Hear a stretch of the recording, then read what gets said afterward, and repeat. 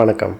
நம்ம தியானம் அப்படின்ற ஒரு விஷயத்தை செய்யும்போது நம்ம மனசு எந்த அளவுக்கு குவியும் அப்படின்றத நம்ம லாஸ்ட் வீடியோவில் பார்த்தோம் இல்லைங்களா?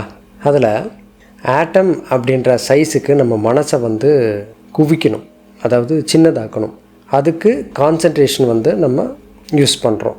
ஸோ கான்சன்ட்ரேஷன் யூஸ் பண்ணி நம்ம மைண்டை ஷ்ரிங்க் பண்ணி அந்தளவுக்கு சின்னதாக்கி அந்த மையத்தை நோக்கி நம்ம ட்ராவல் பண்ணும்போது நம்ம கான்சன்ட்ரேஷனில் நம்ம கான்ஷியஸ்னஸில் நம்ம செய்கிற முயற்சி மட்டும் அதுக்கு பயன்படுத்துறது கிடையாது.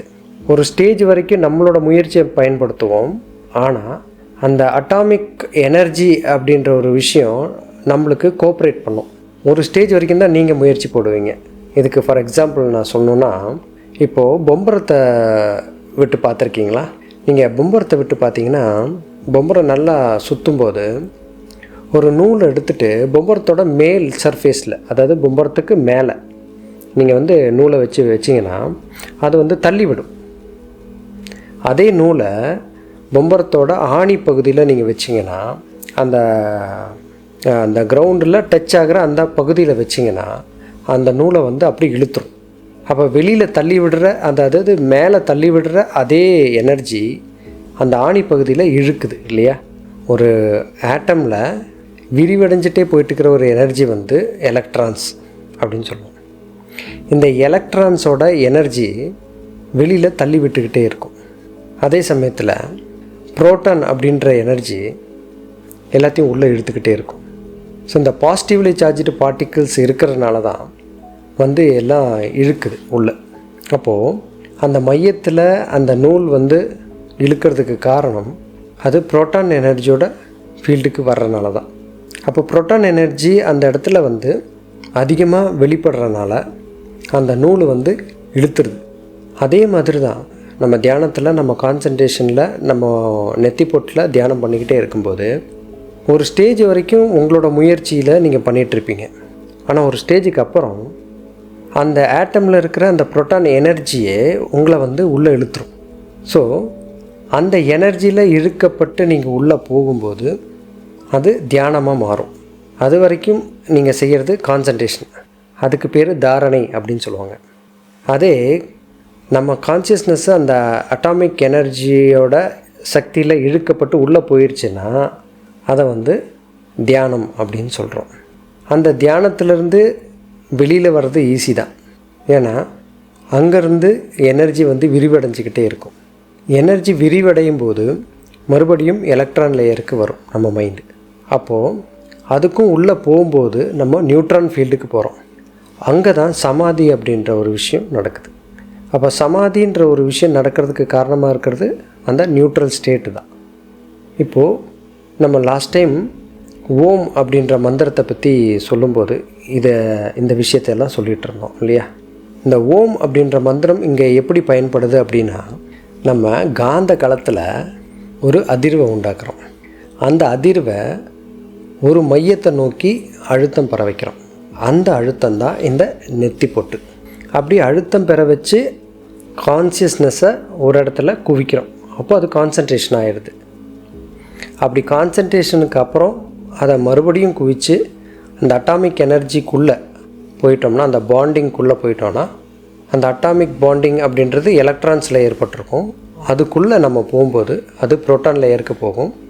அப்படி போகும்போது உங்களுக்கு கான்சன்ட்ரேஷன் பண்ணுறது ஈஸியான ஒரு விஷயமாக மாறிடும். அப்படி மாறுறதுக்கு காரணமாக இருக்கிறது அங்கே புரோட்டான் லேயர் அப்படின்ற ஃபீல்டில் நம்ம மனசு ஈர்க்கப்பட்டு அந்த இடத்துல ஒரு ஆர்பிட்டாக இருக்கும். அதாவது அந்த நியூட்ரன் ஃபீல்டை ஆர்பிட் பண்ணுற ஒரு ஸ்டேஜில் இருக்கும் அந்த ஃபீல்டு. ஆனால் வெளியில் இருக்கிறத விட அங்கே டைம் வித்தியாசப்படும். அந்த ஆட்டம்க்கு வெளியில் ஸ்பீடாக சுற்றுற மாதிரி இருக்கும். ஆனால் ஆட்டம்குள்ளே ஸ்பீடு ரொம்ப கம்மியாக இருக்கும். ஆனால் அங்கேயும் சுற்றிட்டு தான் இருக்கும். இந்த புரோட்டான் லேயர்ந்து உள்ளே போகிறதுக்கு அங்கேயும் நியூட்ரானோட எனர்ஜி தான் உங்களுக்கு ஹெல்ப் பண்ணும். நீங்கள் செய்ய வேண்டியது ஜஸ்ட்டு கான்சன்ட்ரேட் பண்ணிகிட்டே இருக்க வேண்டியது தான். அப்போது அது உள்ளே போகும். உள்ளே போய் நியூட்ரான் ஃபீல்டை டச் பண்ணும். அப்போது அந்த எனர்ஜி நியூட்ரான் ஃபீல்டுக்குள்ளே கொண்டு போகிற அந்த எனர்ஜி நியூட்ரலை தக்க வைக்கிற ஒரு எனர்ஜியாக இருக்குது. அந்த நியூட்ரலாக இருக்கிற தன்மையை தக்க வைக்கிற ஒரு எனர்ஜி தான் நியூட்ரான் எனர்ஜி. நியூட்ரானாக இருக்கிற அந்த நுண்ணிய துகள் அதில் இருக்கிற எனர்ஜி கம்மியாகும்போது அது புரோட்டான் லேயருக்கு வந்துடும். புரோட்டானை விட நியூட்ரான் மாஸில் அதிகமாக இருக்கும். அதனால தான் அது மையத்தில் இருக்குது. எது அதிகமான மாஸாக இருக்கோ அந்த இடத்துல அதிகமான எனர்ஜி இருக்கும்.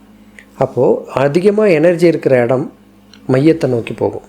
இப்போ இந்த நியூட்ரான் அப்படின்ற துகளுக்கு எந்த எனர்ஜி சக்தியை கொடுக்குது அப்படின்னா, அந்த நியூட்ரான் இருக்கிற இடம், அதாவது நியூக்ளியஸ், ஒரு அணுவோட சென்டர் பொசிஷனில் இருக்கிறது தான் இந்த நியூக்ளியஸ்.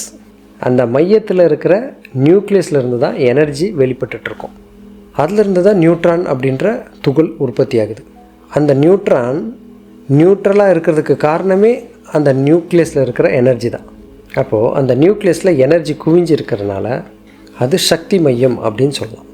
அந்த சக்தி மையம் அப்படின்ற அந்த இடத்துல சித்தர்கள் கண்டுபிடிச்சி சொல்கிறது என்னன்னு கேட்டிங்கன்னா, அந்த இடத்துல சக்தி ஒரு மணி மாதிரி இறுகி இருக்கும் அப்படின்னு சொல்லுவாங்க. அந்தளவுக்கு இறுக்கமாக இருக்கிற இடம் தான் அந்த நியூக்ளியஸ் அப்படின்ற இடம். அந்த நியூக்ளியஸ்லேருந்து தான் எல்லாமே உற்பத்தி ஆகுது. இந்த நியூக்ளியஸை இன்னொரு வார்த்தையில் சொல்லுவாங்க, அதுதான் ஆதி பராசக்தி அப்படின்னு சொல்லுவாங்க. இந்த ஆதி பராசக்தி அப்படின்னா ஃபர்ஸ்ட் இன்ஃபினிட் எனர்ஜி.